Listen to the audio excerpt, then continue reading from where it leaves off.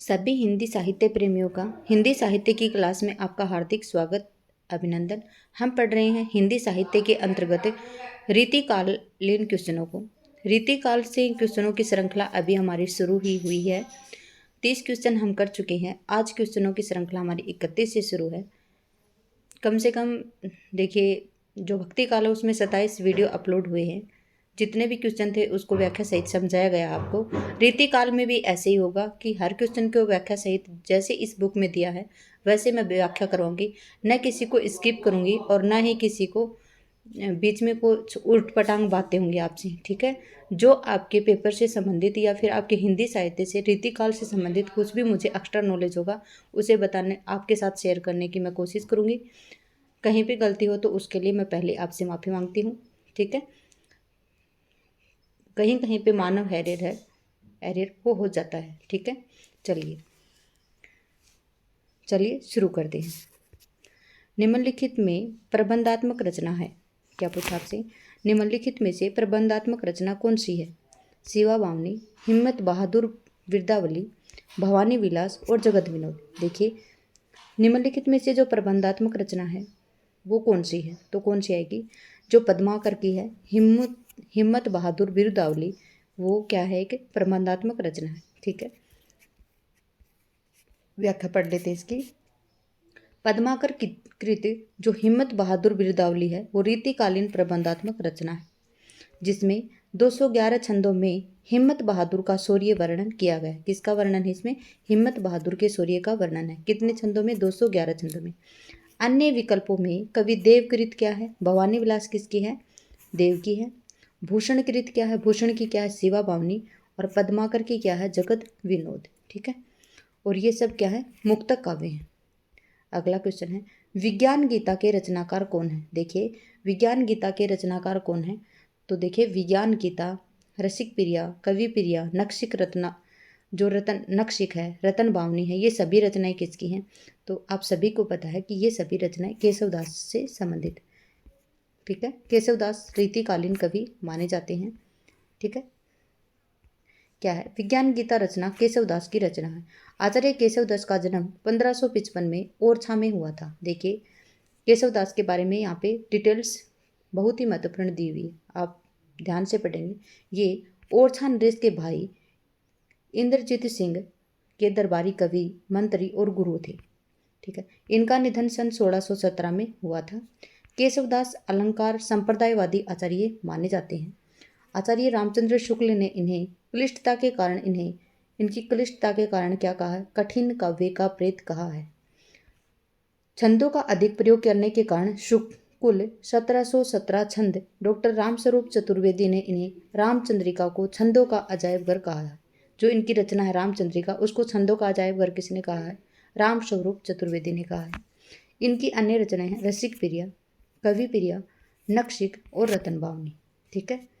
चलिए अगला क्वेश्चन है निम्नलिखित में से कौन सा ग्रंथ मात्र अलंकार निरूपक है? अलंकार निरूपक नहीं है पूछा है। कविकुल कंठाभरण, शिवराज भूषण, कविकुल कल्पतरु और ललित ललाम। तो क्या आएगा इसमें? देखिए, जो कविकुल कल्पतरु है वो अलंकार निरूपक नहीं है। क्या है? अलंकार निरूपक नहीं है ये। बाकी सभी जो शिव राजभूषण है, कवि कुल कंठाभरण है और ललित ललाम किसकी है? मतीराम जी की है, ठीक है। कवि कुल कंठाभरण है, ये किसकी है? ये दुल्ला कवि की है। और जो कवि कुल कल्पतरु है ये किसकी है? चिंतामणि की है। शिवराज भूषण, शिव भावनी, ये किसकी है?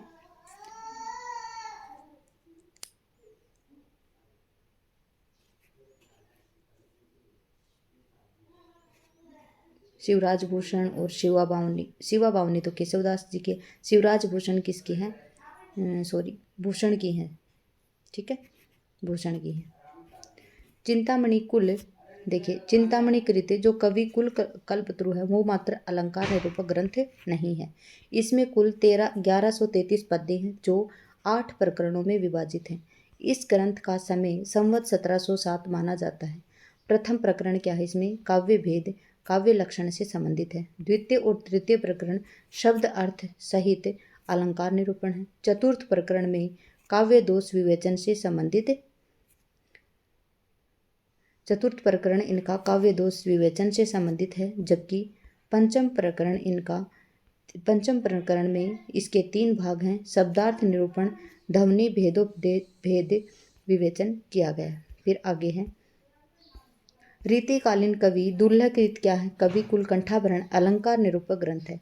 इसमें लक्षण और उदाहरण एक ही पद में कहे गए हैं, पर कवित और सवैयों के समान बड़े छंद लेने से अलंकार स्वरूप और उदाहरण दोनों प्राप्त होते हैं। शिवराज भूषण संवत 1730 में रचित कृति किसकी है? कवि भूषण की है। ये एक अलंकार निरूपक ग्रंथ है। इसमें 385 छंद हैं, जिसमें दोहों में अलंकारों की परिभाषा, कवित और सवैया छंद में उदाहरण दिए गए हैं। अगला है अपना रीतिकालीन कवि मतीराम द्वारा रचित क्या है? ललित ललाम, जो अलंकार निरूपक ग्रंथ है। इसका समय निश्चित नहीं है, इसलिए सन 1661 से 64 के बीच इस ग्रंथ का रचनाकाल बताया जाता है। इस ग्रंथ में चंद्रालोक और कुवलयानंद नामक संस्कृत ग्रंथों के आधार पर लक्षण प्रस्तुत किए गए हैं। किसमें? ललित ललाम में। फिर है कौन सी रचना मात्र पिंगल छंद निरूपक है? भाषा भूषण, वृत्त विचार, काव्य रसायन और काव्य निर्णय। तो क्या आएगा इसमें? वृत्त विचार आएगा। ठीक है। वृत्त विचार नाम से 2 रीतिकालीन कवियों के छंद निरूपक ग्रंथ प्रकाश में आए हैं, जिनके नाम हैं सुखदेव मिश्र और दशरथ। शेष विकल्पों में जसवंत सिंह कृत भाषा भूषण अलंकार निरूपक ग्रंथ है। देव रसायन कृत जो काव्य रसायन है वो नायिका भेद निरूपक ग्रंथ है, जबकि भिखारी दास कृत जो काव्य निर्णय है वो काव्यांग निरूपक ग्रंथ है। अगला क्वेश्चन है कौन सी रचना रस नायक नायिका भेद निरूपक नहीं है? जगत विनोद, सुधानिधि, सुख सागर तरंग और पद्माभरण। क्या है? पद्माभरण। तो क्या आएगा इसका आंसर? पद्माभरण आएगा। चलिए व्याख्या देख लेते। पद्माभरण रस नायक नायिका भेद निरूपक ग्रंथ नहीं है। पद्माभरण 1810 की रचना है, जो कि रीतिकालीन कवि पद्माकर, जिनका जन्म 1753 मृत्यु 1833 का हुआ था, और ये एक अलंकार निरूपक ग्रंथ है। क्या जो पद्माभरण है वो रस या नायक नायिका भेद अलंकार निरूपक ग्रंथ नहीं है, जबकि क्या है ये अलंकार निरूपक ग्रंथ है। कौन? पद्माभरण।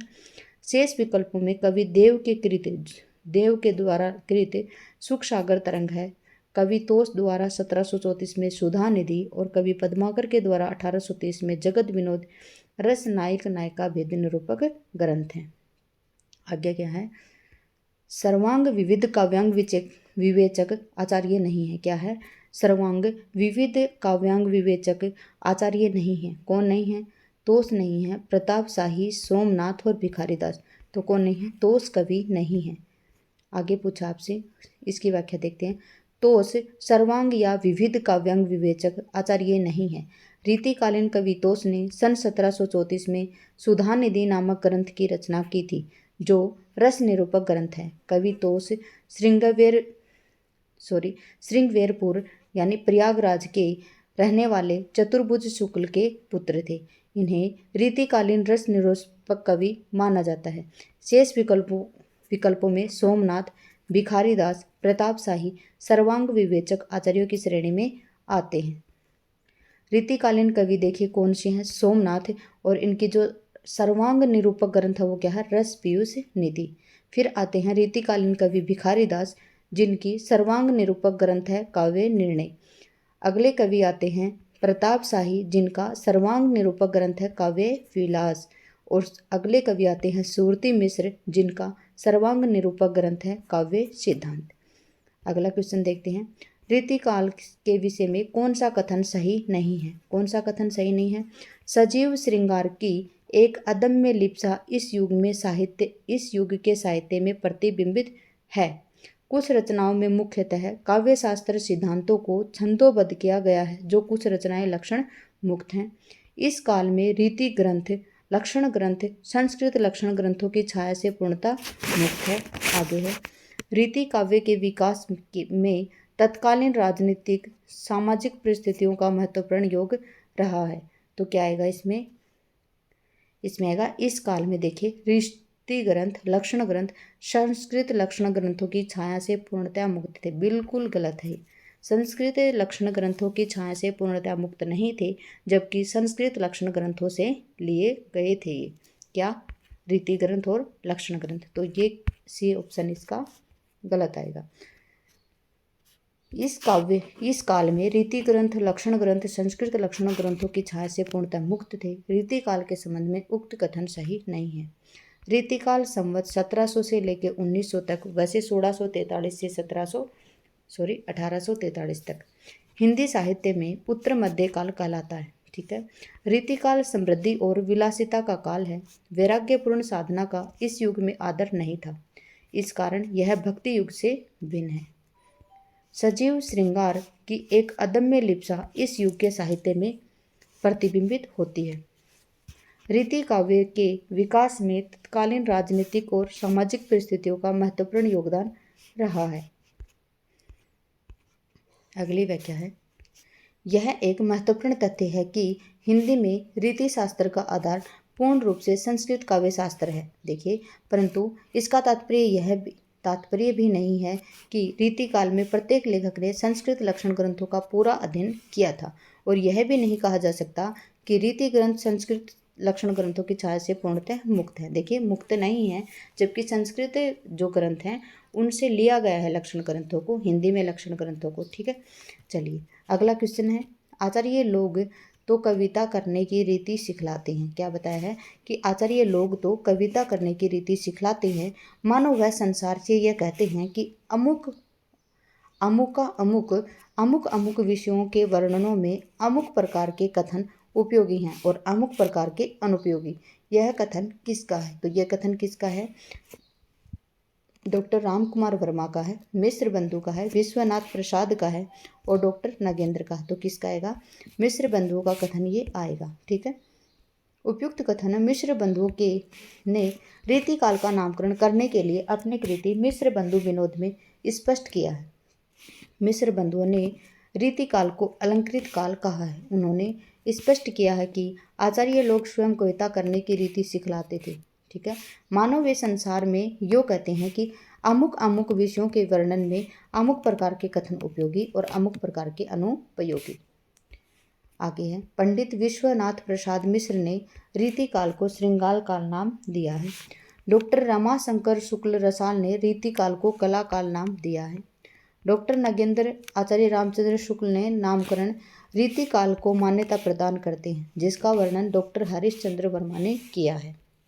ठीक है, अगला क्वेश्चन है, मतीराम जी रसराज के समान पद्माकर जी का भी काव्य रसिकों और अभ्यासियों दोनों का कंठार रहा है। देखिए क्या है, मतीराम जी हैं, मतीराम जी का जो रसराज है, रसराज के समान पद्माकर जी का भी काव्य रसिकों और अभ्यासियों दोनों का कंठार रहा है। वास्तव में यह श्रृंगार रस का सार ग्रंथ सा प्रतीत होता है। शुक्ल जी का यह कथन पद्माकर की किस रचना के संदर्भ में है? तो किस रचना के संदर्भ में बताएंगे? पद्माकर, हिम्मत बहादुर बिरदावली, जगत विनोद और गंगा लहरी। तो किसके लिए हुआ है ये? जगत विनोद के लिए हुआ है। पद्माकर की जो जगत विनोद है वो किसके समान बताई गई? इन्होंने मतीराम जी के रसराज के समान बताई है। शुक्ल जी ने उपयुक्त कथन पद्माकर की कृति जगत विनोद के संदर्भ में कहा है। पद्माकर ने जयपुर नरेश जगत सिंह के आश्रय में जगत विनोद नामक नवरस निरूपक ग्रंथ की रचना की थी। गंगा लहरी में उन्होंने गंगा का अलंकारों से अद्वितीय अलंकरण किया है। पद्माकर जी को जीवन में अंतिम समय में कुष्ठ रोग हो गया था, जिसके निदान हेतु उन्होंने गंगा लहरी की रचना की है। पद्माकर जी का अलंकार ग्रंथ पद्माभरण लक्षणों की स्पष्टता और उदाहरणों की सरसता के कारण अधिक प्रसिद्ध हुआ है।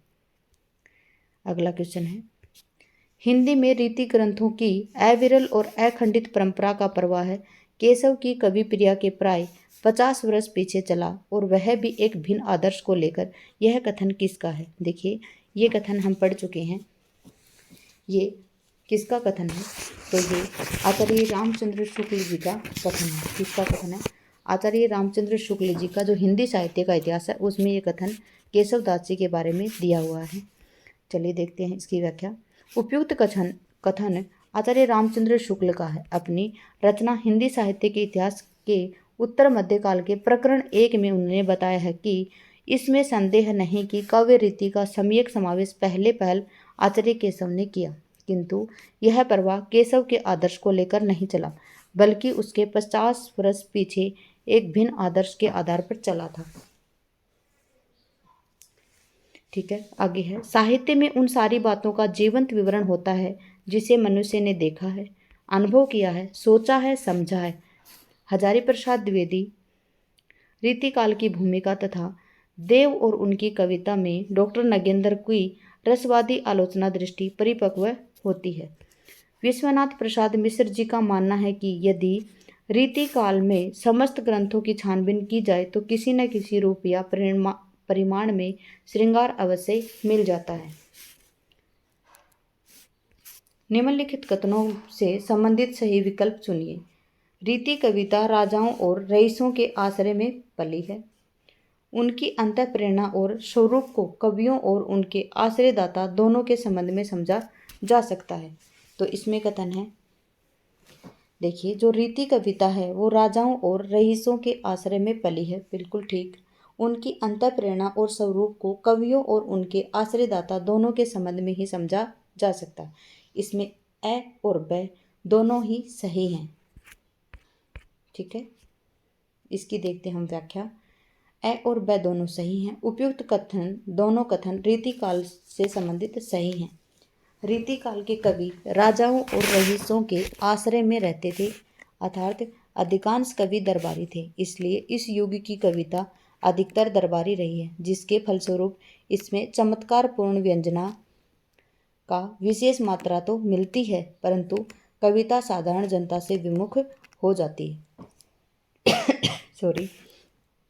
रीतिकालीन कविता की प्रमुख विशेषताएं इस प्रकार से हैं। श्रृंगार निर्णय, लक्षण ग्रंथों की प्रधानता, अलंकारिकता, आश्रयदाताओं की प्रशंसा, ब्रज भाषा की प्रधानता, नारी के प्रति भोगवादी दृष्टिकोण। अगला क्वेश्चन है, भाषा भूषण के रचनाकार कौन है? भाषा भूषण के रचनाकार कौन है? तो भाषा भूषण के रचनाकार जसवंत सिंह हैं। कौन है भाषा भूषण के रचनाकार? जसवंत सिंह हैं। भाषा भूषण के रचनाकार जसवंत सिंह हैं। जसवंत सिंह का जन्म 1626 में मारवाड़ तथा निधन 1688 में हुआ था। इनके द्वारा रचित ग्रंथों में भाषा भूषण, प्रबोध चंद्रोदय, सिद्धांत सार आदि शामिल हैं, आदि प्रसिद्ध हैं। अगला क्वेश्चन है, देखिए, भूषण की क्या है? शिवराज भूषण। मतीराम की क्या है? ललित ललाम और सतसई। पद्माकर की है गंगा लहरी, जगत विनोद, हिम्मत बहादुर, बिरुदावली। अगला क्वेश्चन है, केशव कठिन काव्य के प्रेत हैं। इस कथन में यह कथन किस आलोचक का है? देखिए,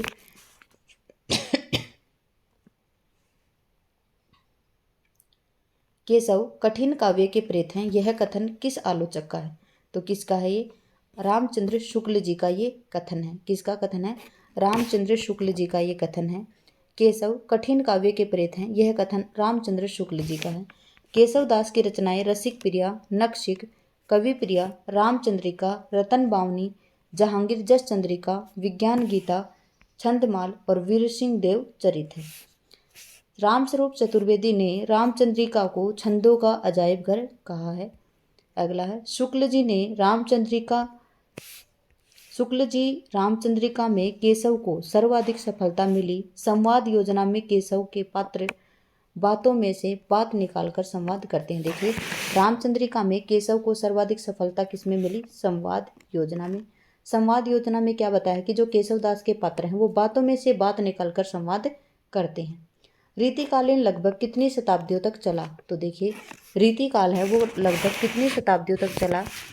तो रीतिकाल है वो लगभग कम से कम 2 शताब्दियों तक चला था। कैसे चला था? देखिए, अगर बताएं हम 1700 से 1900 तो भी 2 आएगा। अगर 1643 से बताएं 1843 तक तो 2 ही आएगा। ठीक है, आंसर इसका रीतिकालीन लगभग 2 शताब्दी संवत 1700 से 1900 तक चला। आदिकाल संवत 1050 से 1375, भक्तिकाल संवत 1375 से 1700, रीतिकाल संवत 1700 से 1900, आधुनिक काल संवत 1900 से आगे। रीतिकाल का नामकरण किस प्रकार से है?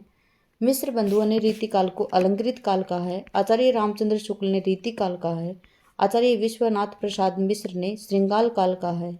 डॉक्टर रमा शंकर शुक्ल रसाल ने कलाकार कहा है। निम्नलिखित में से कौन सा अलंकार ग्रंथ नहीं है? क्या पूछा है? कौन सा अलंकार ग्रंथ नहीं है? तो भाषा भूषण अलंकार है, शिवराज भूषण भी है, ललित ललाम भी, जबकि अंक दर्पण नहीं है। ये अंग दर्पण है, ये रसलीन की रचना है। ठीक है, रसलीन का जो अंग दर्पण है वो अलंकार ग्रंथ नहीं है बल्कि नायिका भेद ग्रंथ है। 1737 में लिखा गया रसलीन का दूसरा ग्रंथ रस प्रबोध 1743 ईस्वी का है। रसलीन का पूरा नाम गुलाब नबी था। ये मीर तफेल अहमद के शिष्य थे। अंग दर्पण में रसलीन के अंगों की उपमा उत्प्रेक्षा से चमत्कार पूर्ण वर्णन किया गया है। अगला क्वेश्चन है रस प्रबोध 1155 दोहों में रसों का वर्णन है। भाषा भूषण जसवंत सिंह की रचना है जो अलंकार ग्रंथ में है और इसमें 212 दोहे में अलंकार का निरूपण किया गया है। अगला है ललित ललाम जो कि अलंकार निरूपक है। मतीराम की रचना है ये ललित ललाम। भूषण की प्रसिद्ध रचना है शिवराज भूषण जो कि एक अलंकार ग्रंथ है। अगला क्वेश्चन है निम्नलिखित में से घनानंद की रचना नहीं है। कौन सी नहीं है? प्रिया प्रसाद, भावना प्रकाश, पक्षी विलास और प्रीति पावस। तो कौन सी नहीं है? घनानंद की रचना नहीं है। तो कौन सी नहीं है? पक्षी विलास घनानंद की रचना नहीं है। क्या कुछ आपसे? जो पक्षी विलास है वो घनानंद की रचना नहीं है। घनानंद रीति काल से के रीति मुक्त धारा की कवि हैं। इनकी प्रमुख रचनाएं हैं इश्क लता, विरह लीला, रस केली वल्ली, वियोग बेली, सुजान हित, यमुना यश आदि। घनानंद के बारे में शुक्ल जी कहते हैं कि लाक्षणिक मूर्तिमत्ता का प्रयोग वैचित्र्य की छटा इसमें दिखाई पड़ी। खेद है कि फिर पौने 2 वर्ष तक पीछे जाकर आधुनिक काल के उत्तरार्ध में अर्थात वर्तमान काल में नूतन काव्य में ही अभिव्यंजनावाद के प्रभाव में से कुछ विदेशी रंग लिए प्रकट हुई है।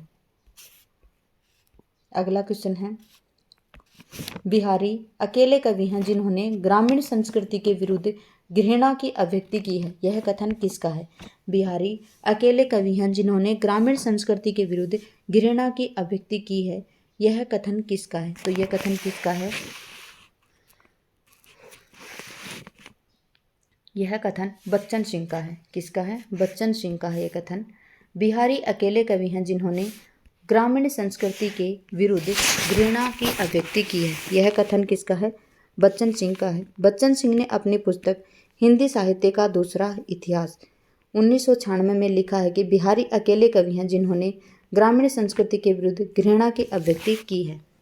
शुक्ल जी बिहारी के बारे में लिखते हैं कि बिहारी का गागर में सागर भरने का जो गुण इतना प्रसिद्ध है वह कुछ रूढ़ि की स्थापना से ही संभव हुआ है। डॉक्टर नगेंद्र ने बिहारी को ध्वनिवादी कवि स्वीकार किया है। हजारी प्रसाद द्विवेदी ने बिहारी सच्चाई को रसिकों के हृदय का घर कहा है। रीतिकालीन कवि मतीराम द्वारा लिखित ग्रंथ ललित ललाम है। क्या है?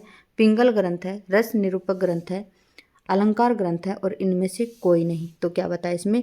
जो रीतिकालीन कवि मतीराम द्वारा लिखित ग्रंथ है ललित ललाम वो किस में है? वो एक अलंकारिक ग्रंथ है। देखिए उत्तर देख लेते हैं इसका।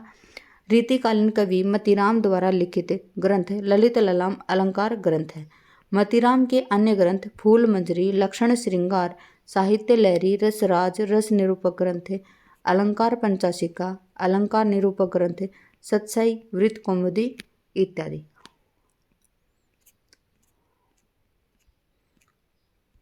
आगे है ढेल सो बनाए आए मेलत सभा के बीच लोगन कवित किन्हो खेल करी जानो है। ये काव्य पंक्तियां किसकी हैं? तो ये काव्य पंक्तियां किसकी हैं? ये ठाकुर की काव्य पंक्तियां हैं। किसकी काव्य पंक्तियां हैं? ठाकुर की काव्य पंक्तियां हैं।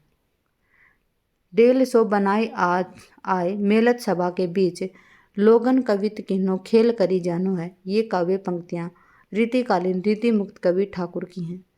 रामचंद्र शुक्ल ने ठाकुर को सच्ची उमंग का कवि कहा है तो घनानंद को वे प्रेम के पीर का कवि मानते हैं। देव के संदर्भ में रामचंद्र शुक्ल का कहना है कि वे आचार्य और कवि दोनों रूपों में हमारे सामने आते हैं। भिखारी दास के संदर्भ में कहते हैं कि इनकी रचना कला पक्ष में संयम और भाव पक्ष में रंजनकारिणी होती है। देखिए भिखारी दास हैं, उनके संदर्भ में क्या कहते हैं, ये क्या कहते हैं कि जो भिखारी दास की रचनाएं हैं वो क्या है, कला पक्ष में संयत हैं और भाव पक्ष में क्या है, रंजनकारिणी है।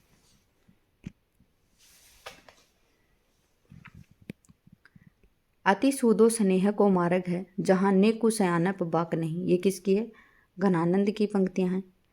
अभिधा उत्तम काव्य है, मध्य लक्षणालीन, अवधम व्यंजना रस विरस उल्टी कहत नवीन। ये किसकी काव्य पंक्तियां हैं, देव। आगे को कवि रिझे तो कविताई, न तो राधा सुमरिन को बहानो है। ये है भिखारी दास। आगे है अमी हलाहल रस मद भरे, सेत श्याम रतनार, जियत मरत झुकी झुकी परत, जेहि चितवत एक बार। क्या पूछा है, अमी हलाहल मद भरे, सेत श्याम रतनार, जियत मरत झुकी झुकी परत, जेहि चितवत एक बार। कवि रसलीन द्वारा रचित यह दोहा उसकी किस कृति से लिया गया है, तो किस कृति से लिया गया है, आपसे पूछा क्वेश्चन 50, तो किससे लिया गया है, अंग दर्पण से लिया गया है, अंग दर्पण लिया गया। अमी हलाहल मद भरे, सेत श्याम रतनार, जियत मरत झुकी झुकी परत, जेहि चितवत एक बार। रसलीन द्वारा रचित यह पंक्ति उनकी अंग दर्पण कृति में संग्रहित की गई है। रसलीन का पूरा नाम सैयद गुलाब नबी था। ये मीर तफेल अहमद के शिष्य थे। रसलीन की प्रमुख कृतियाँ इस प्रकार से हैं, ग्रंथ हैं देखिए इनके, और वर्ण विषय निरूपण है इसका। अंग दर्पण 1737 ईस्वी की है। अंगों का उपमा उत्प्रेक्षा से चमत्कारपूर्ण वर्णन है। आगे है रस प्रबोध, जो कि 1740 ईस्वी से 1155 दोहों में रसों का वर्णन है। देखिए 1740 ईस्वी में क्या है, 1155 दोहे में रसों का वर्णन है। आज हम करेंगे यहीं तक। क्लास में बने रहने के लिए आपका धन्यवाद। आपका दिन शुभ रहे। जय हिंद, जय भारत, जय जवान, जय किसान।